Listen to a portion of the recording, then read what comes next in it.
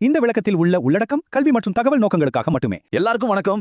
M2M திருக்கு உங்களை வரவேற்கிறேன். இன்னைக்கு மார்க்கெட்ல நடந்த முக்கியமான நியூஸை ரொம்ப சிம்பிளா உங்களுக்கு புரியுற மாதிரி நாம பார்க்கலாம் வாங்க. இன்னைக்கு நம்மளோட ஃபோக்கஸ்ல 3 பெரிய விஷயங்கள் இருக்கு.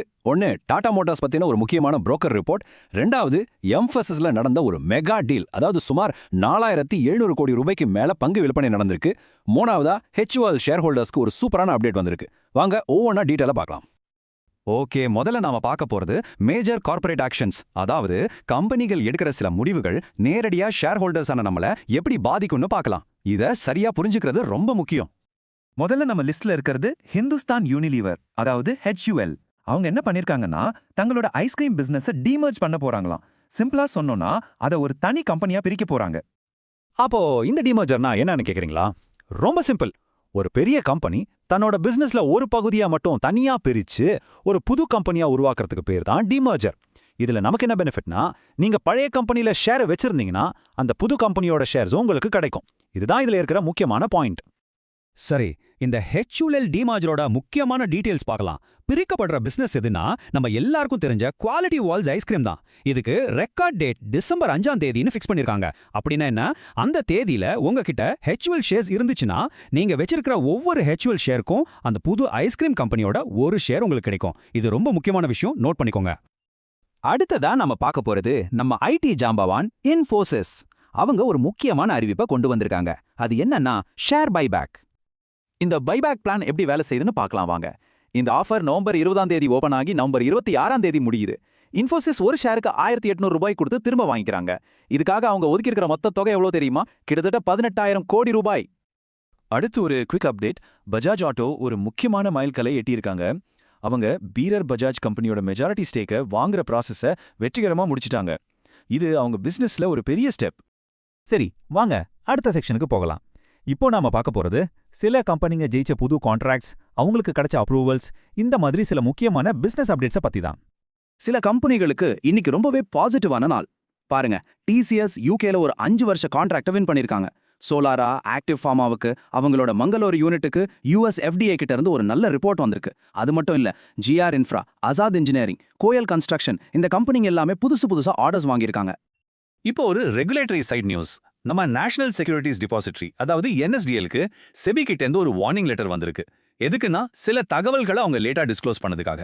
பாருங்க, கம்ப்ளையன்ஸ், அதாவது விதிமுறைகளை சரியா ஃபாலோ பண்றது எவ்வளவு முக்கியம்னு இதுல இருந்தே தெரியுது. சரி, இப்போ நாம ரொம்ப முக்கியமான ஒரு பகுதிக்கு வந்திருக்கோம். Broker reports. ஒரு அனலிஸ்ட் ஒரு ஸ்டாக்கை பத்தி என்ன சொல்றாங்க, அதை நம்ம எப்படி புரிஞ்சுக்கணுங்கிறத பத்தி தான் பார்க்க போறோம். இது எல்லாருக்கும் ரொம்ப யூஸ்ஃபுல்லா இருக்கும். இன்னைக்கு நம்மளோட ஃபோக்கஸ்ல இருக்கிற company Tata motors passenger vehicles. Okay, news என்னன்னா தேவன் சோக்சி அப்படிங்கிற ஒரு brokerage firm Tata motors passenger vehicles மேல ஒரு ரிப்போர்ட் வெளியிட்டிருக்காங்க.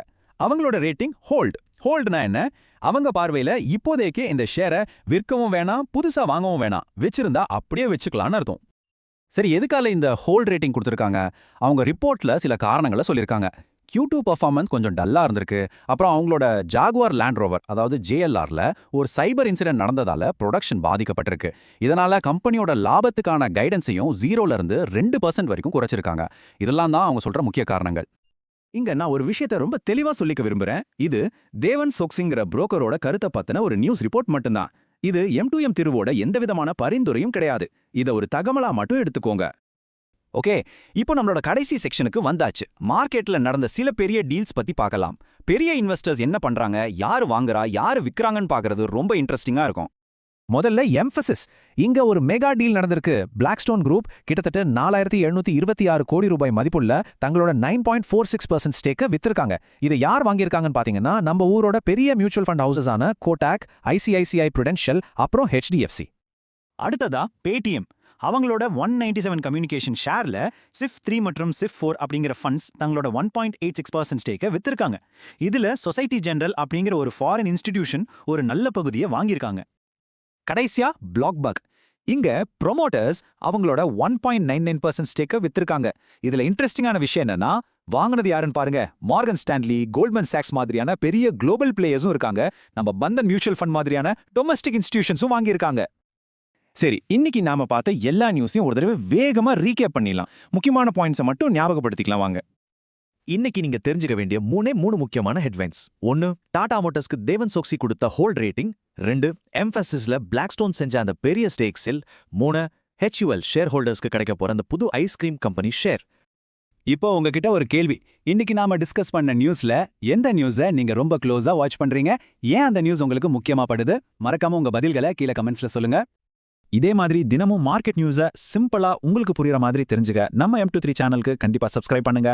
அடுத்த அப்டேட்டோட உங்களை வந்து சந்திக்கிறேன். நன்றி. மறுப்பு: இந்த உள்ளடக்கத்தில் உள்ள தகவல்கள் கல்வி மற்றும் தகவல் நோக்கங்களுக்காக மட்டுமே. நான் செபியில் பதிவு பெற்ற ஆய்வாளரோ அல்லது முதலீட்டு ஆலோசகரோ அல்ல. எந்த ஒரு முதலீட்டு முடிவையும் எடுப்பதற்கு முன் உங்கள் சொந்த ஆராய்ச்சியை மேற்கொள்ளுங்கள் அல்லது உங்கள் நிதி ஆலோசகரை அணுகவும். இந்த தகவல் தொகுப்பு தரகு நிறுவனங்கள் போன்ற மூன்றாம் தரப்பு ஆதாரங்களில் இருந்து வரும் செய்திகள் அல்லது கருத்துக்களை பற்றி தெரிவிக்கலாம், ஆனால் இது அவர்களின் கருத்துக்களுக்கான ஒப்புதல் அல்ல.